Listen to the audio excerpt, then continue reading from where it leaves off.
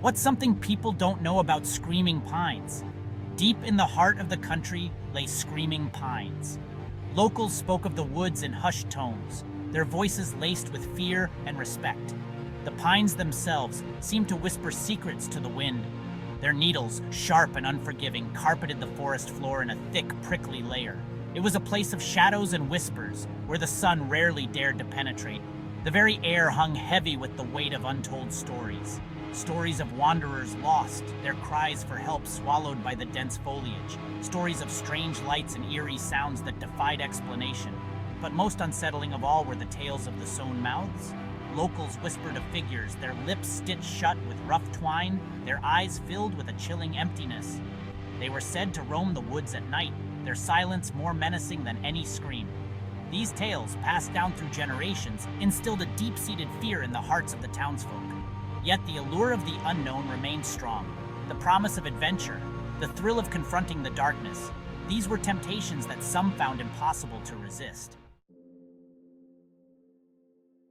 A group of friends, their laughter echoing through the car, approached Screaming Pines. There was Liam, the pragmatic leader, always prepared for the unexpected. Next to him sat Emily, her adventurous spirit burning bright. In the back, Chris masked his unease with forced humor, and Sarah couldn't shake the feeling of dread. They had heard the stories, of course, but they dismissed them as mere folklore. They were young, filled with a sense of invincibility. Armed with flashlights and a map, they ventured into the woods. As dusk settled over the forest, casting long, eerie shadows, the group's excitement began to wane. The playful banter died down, replaced by an uneasy silence. The forest, once alive with birdsong, had grown strangely quiet. It was as if the woods were holding their breath, watching, waiting. The silence was unnerving, amplifying every snap of a twig. Emily shivered, pulling her jacket tighter. "It's awfully quiet, don't you think?" she whispered. Liam tried to sound reassuring. "It's getting late," he said. Chris couldn't resist a jab. "Or maybe," he said, "they're hiding from the creepy figures." His attempt at humor fell flat, heightening the tension. Sarah felt a prickle of unease crawl up her spine. Then it happened. A scream, high-pitched and filled with an inhuman agony, pierced the silence. It seemed to come from everywhere and nowhere at once, echoing through the trees, bouncing off the trunks, leaving them disoriented and terrified. Emily gasped, her hand flying to her mouth to stifle a cry.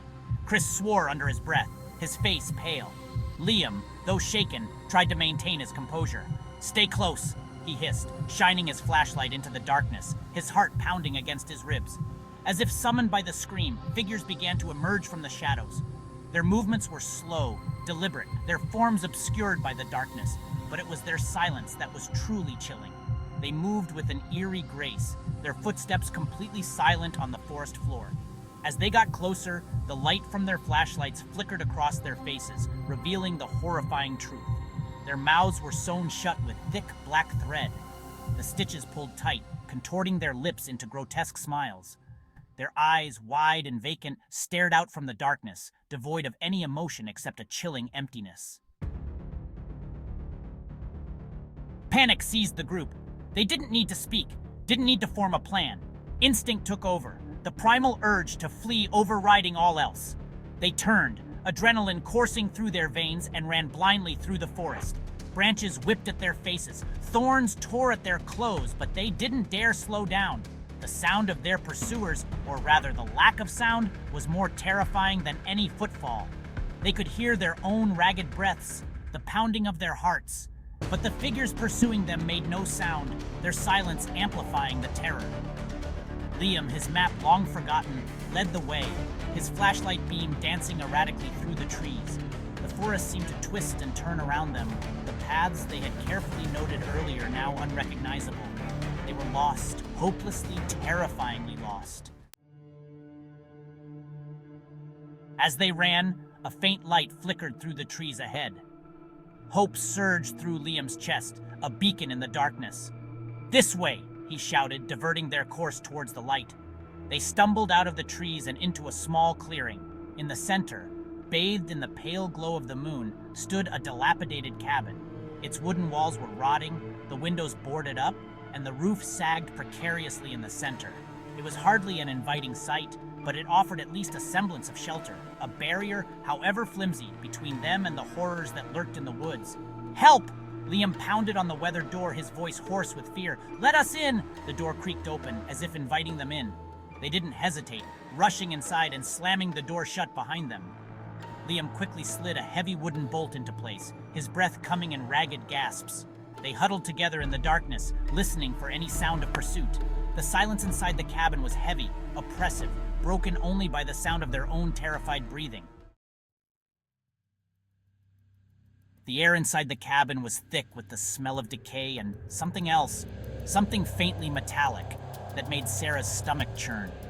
Dust motes danced in the pale moonlight that filtered through cracks in the boarded-up windows, casting long, eerie shadows on the dusty floor. Liam fumbled for his flashlight, his fingers trembling.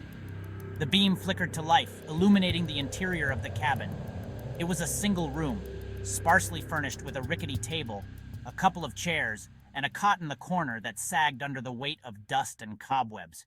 The walls were bare, except for a few faded photographs that hung at odd angles. As Liam shone the flashlight on the photos, a wave of nausea washed over him. They were portraits, but not of people. The figures in the photographs were grotesque mockeries of human beings, their limbs twisted at unnatural angles, their eyes wide and staring, their mouths sewn shut with thick black thread. The air in the cabin seemed to grow colder, as if a window had been opened to a place of unimaginable cold. A low, guttural growl seemed to emanate from the very walls themselves, a sound of pure primal rage. Section 8. A Glimmer of Hope. Suddenly, a sound from outside cut through the tense silence. A rhythmic thumping, like someone, or something, was testing the sturdiness of the cabin walls. The friends huddled closer, their eyes wide with terror. "We're trapped," Emily whispered, her voice trembling. Liam, his gaze darting around the room, spotted a small window behind the cot. It was nailed shut, but the wood around the frame was rotten and weak. "Chris, help me with this," he said, his voice tight with urgency. Together they ripped at the wood, splinters flying. The thumping grew louder, more insistent. Finally, with a groan, the boards gave way, revealing a small opening. It was tight, but it was their only chance. "Go!" "I'll hold them off," Liam said, pushing Emily towards the window. "No!" Emily cried, grabbing his arm. "We're not leaving you." But Liam was already shoving her through the opening, his eyes filled with a desperate urgency. Section 9. The Shadow's Embrace. One by one, he forced his friends through the window, the thumping growing louder, closer. He could feel the vibrations through the floorboards, sense the presence of their pursuers just beyond the thin barrier of wood. As Sarah, the last of his friends, scrambled through the opening, Liam felt a cold hand close around his ankle. He looked down into the face of pure evil. A figure stood in the doorway, its form shifting and swirling in the shadows. It was taller than any man, its limbs long and sinewy, its fingers tipped with claws that gleamed in the moonlight. Its face was obscured by a hood, but Liam could feel its gaze, cold and calculating, boring into him. He kicked out, his foot connecting with something solid, but the grip on his ankle only tightened. Section 10. Lost and Forgotten. Liam screamed, a desperate primal sound that echoed through the empty cabin. He thrashed and pulled, but the grip on his ankle was unrelenting. He caught a glimpse of his friends' faces peering at him through the window, their expressions a mixture of horror and helplessness. Then, with a sickening lurch, he was pulled back into the shadows. The cabin door slammed shut with a resounding boom, swallowing Liam's screams. Silence descended once more, heavy and absolute.